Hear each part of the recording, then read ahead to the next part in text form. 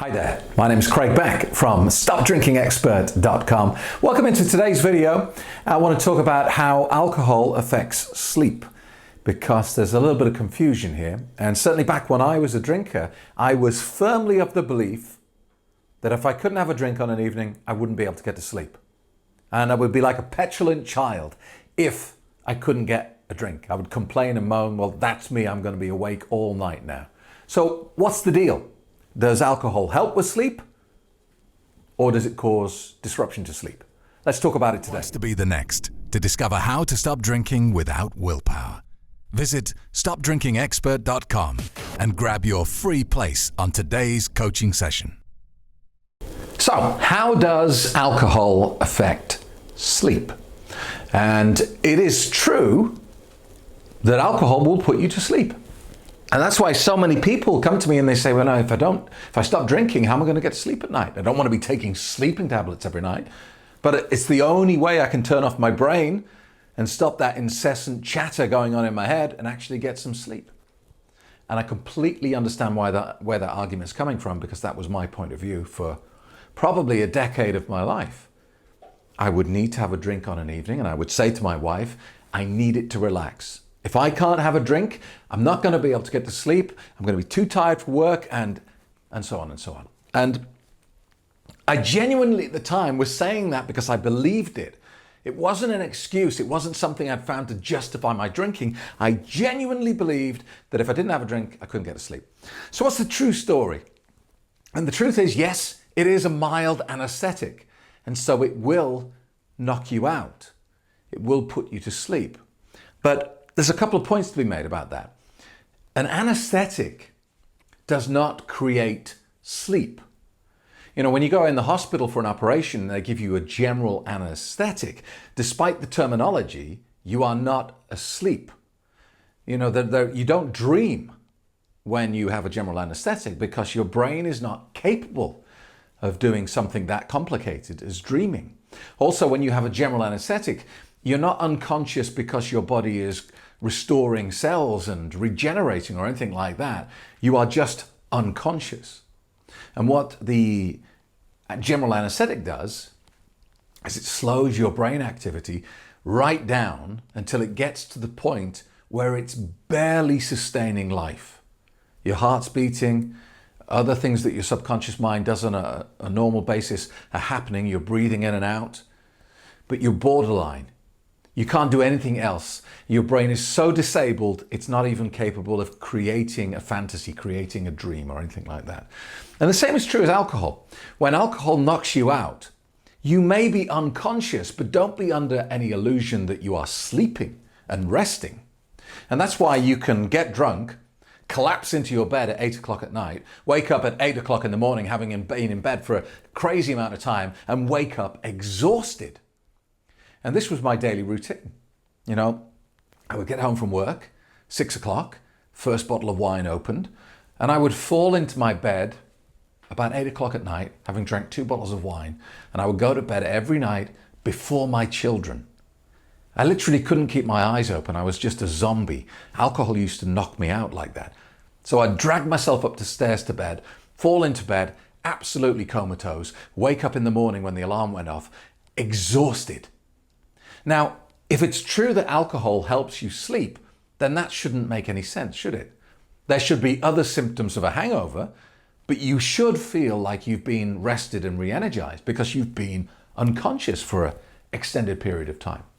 And the truth is, it's a mild anesthetic, doesn't put you into a deep sleep. It knocks you out initially, but you don't stay asleep, do you? Isn't it true that after a couple of hours you wake up, your heart pounding in your chest, your mouth dry and dehydrated, your head banging, so you go to the toilet, you go get a glass of water, you take a drink and you go back to bed, and then you toss and turn and have very poor quality sleep all the way through the night. Isn't that more the reality? So why do you have poor quality sleep? And the answer is, it comes down to the very simple premise that alcohol is poison. And sometimes people get upset when I use that terminology. You know, they think I'm being melodramatic or over the top. But look, the truth is, Alcohol is a registered poison. It is toxic to the human body. And it doesn't matter how much cranberry juice you dilute it with. It's nonsensical. It doesn't make any sense to routinely drink diluted poison. And when you drink poison of any sort, your body goes into self-preservation mode. And with some poisons, like rotten food, if you eat bad food, your body goes into self-preservation mode, and that involves making you throw up violently because it knows that you have something in your body that's going to kill you. And your body is programmed to stay alive at all costs. It's hardwired into us. You can't escape it. So when you eat bad food, your body doesn't ask your opinion. It doesn't say, how do you want to deal with this situation? It doesn't want your opinion. It just automatically releases a load of chemicals that make you feel terrible. And then you start projectile vomiting until your stomach is completely empty. And you'll notice after that happens with bad food, after you've vomited, you feel a sense of euphoria. You feel suddenly better. And this is the body releasing dopamine as a reward. So it punishes you and then it rewards you. And this is how it makes you comply with what it knows you need to do to survive what has happened to you. Now, it's more subtle with alcohol because it's diluted for a start. You know, if you drank neat alcohol, it would be a different story. But when you're drinking dilute alcohol, it goes into your system and your body immediately detects that there's a poison present. And so it has to turn that poison, the ethanol, into something less harmful. And this is what the liver does. It takes the ethanol and it turns it into acetaldehyde. And acetaldehyde is less harmful than the alcohol, but only in the short run. So it saves your life in the short term, but it creates a longer term problem because acetaldehyde is a carcinogenic. And this is why alcohol is known to cause 7 major cancers. It's not particularly the alcohol, but it's the chemical that it is turned into to save your life in the moment. So if you drink alcohol and go to bed, your body can't relax, can't start the usual process that happens when you're asleep in repairing cells and repairing tissues in your body and giving you the rejuvenation that you need. It can't do that because it has a more pressing problem to deal with. And that is the fact that you have drank poison and it must be dealt with.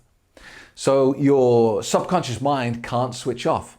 It can't start dreaming and doing other things that it would normally do during a restorative sleep cycle. It has to deal with the pressing problem at hand, which is getting this poison processed and out your body. So your liver's working. Other parts of your brain are working. Your central nervous system is working on this problem. And you never really go into a deep sleep state if you've drank alcohol. And I can prove this to you.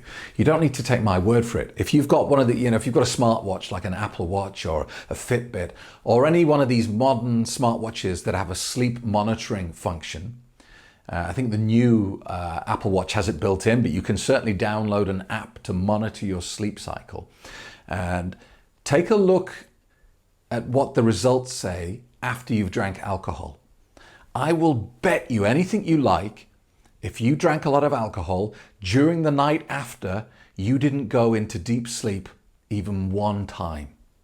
I bet if you look at that data, it will show that you had light to medium sleep all night. You never got into REM sleep, the most important stage where your body starts to restore and reset.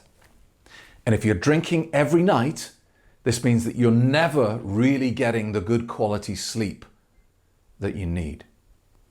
And you get, when people in that cycle, they start describing themselves as being TAT, tired all the time. And it's very common for drinkers to say, but I'm just tired all the time. I get plenty of sleep. I get 8 hours a night, but I'm tired all the time. And if that's you and you drink, it's because the alcohol is blocking the good quality sleep that you need. So I hope that helps. Hopes it gives you an answer to the question, how does alcohol affect sleep? And the answer is, in a nutshell, very badly. So if you have any questions, please get in touch. Don't forget to like and subscribe to my channel. Comment below. I'd love to hear from you. And if you are worried about your drinking, don't be one of those people that put it off for a lifetime. Do something today. Go to my website, stopdrinkingexpert.com, and join me for a free coaching session today. Thanks for watching.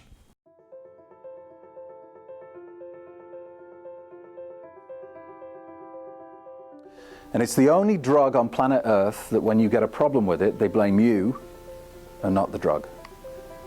That doesn't happen with any other substance. If you think about it, cigarettes. You tell someone you're addicted to cigarettes, they don't go, oh, you dirty smokeaholic. You're a broken, weak-willed smokeaholic. You're going to be a smokeaholic for the rest of your life. They don't do that. They don't give you that label and say, well, that's it. You're broken forever now. I really consider this because it's different. It's different to anything you can find out there, and it gives you real mental freedom from the clutches of alcohol. I had an email about 6 months ago from a lady. She said, I was thinking about joining your course, but then I've just seen that red wine is good for your heart. How do you defend against that, Mr. Stop Drinking Expert? If it's in the reader's side. Yeah, it must be true. I said, well, the defense against it is it's not true. And that's the biggest defense you can always have.